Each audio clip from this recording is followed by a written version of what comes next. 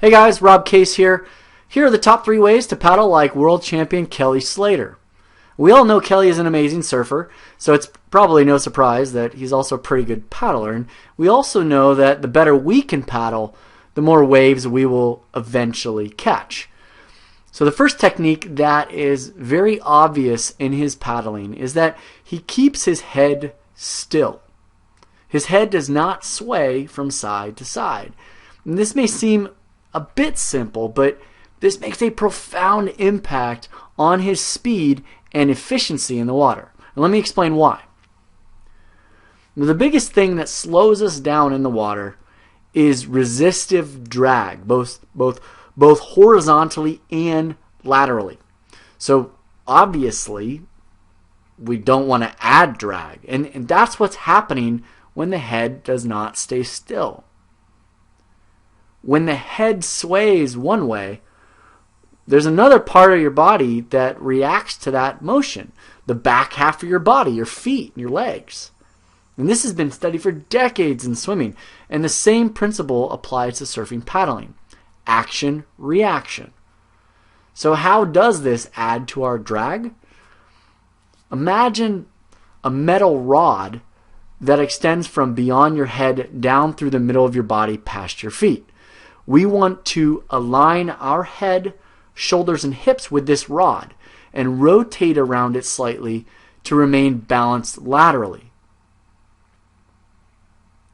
When you sway your head and it moves out of this plane, something on the other side of your body moves the opposite way. Action, reaction.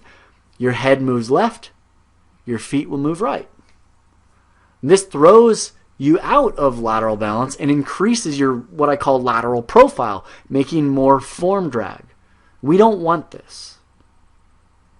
So the first super simple technique is to keep your head still while you paddle. Rotate your body around that imaginary metal rod. This is a key technique in maintaining that lateral balance and thus reducing drag. Alright, so the second technique Kelly uses impacts both his ability to slide smoothly through the water with little drag, and it also impacts the amount of propulsion or power he's able to get out of each stroke. What he does has to do with his hand's entry into the water.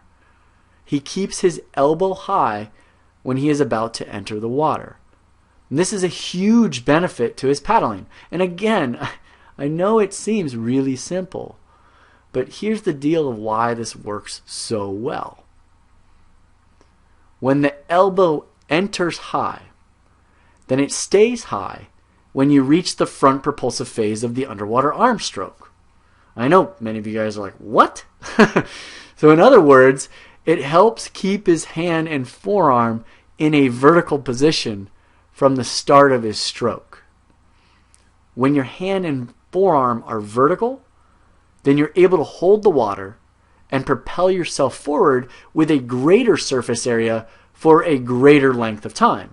If the elbow is low, if it goes low, and I see this all the time, I don't even need to see underwater footage to know that their elbow is low when they initiate their stroke.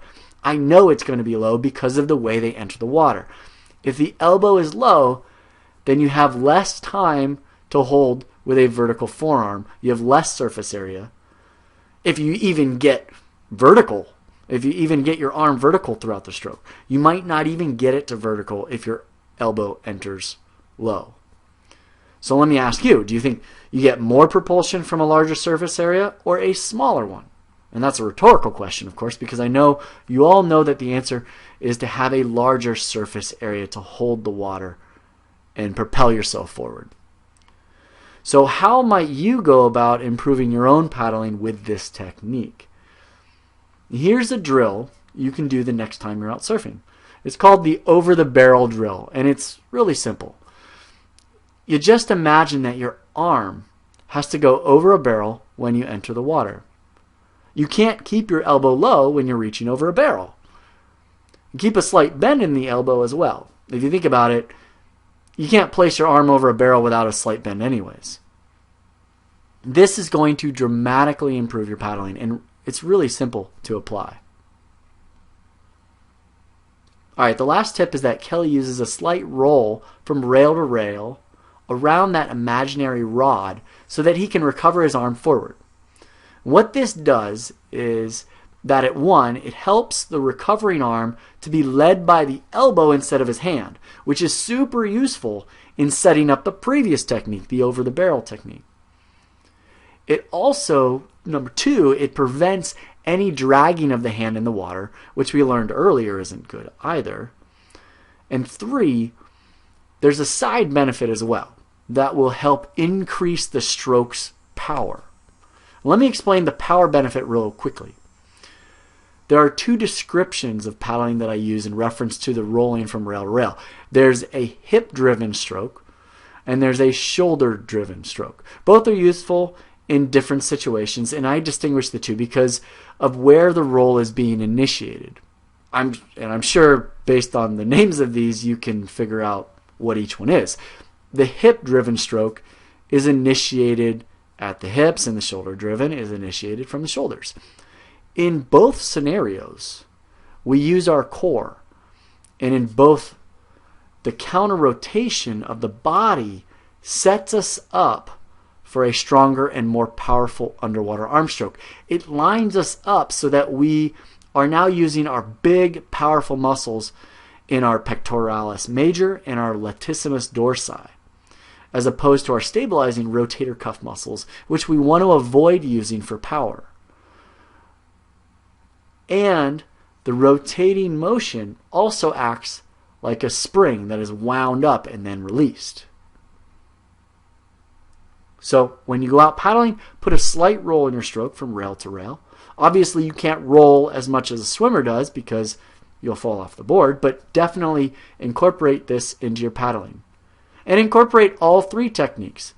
Head still, elbow high, remember to enter over a barrel, and put a slight roll from rail to rail in your paddling, and you'll be one step closer to paddling like Kelly. I hope you enjoyed this, got some value out of it, and thank you so much for watching. I'll see you in the water.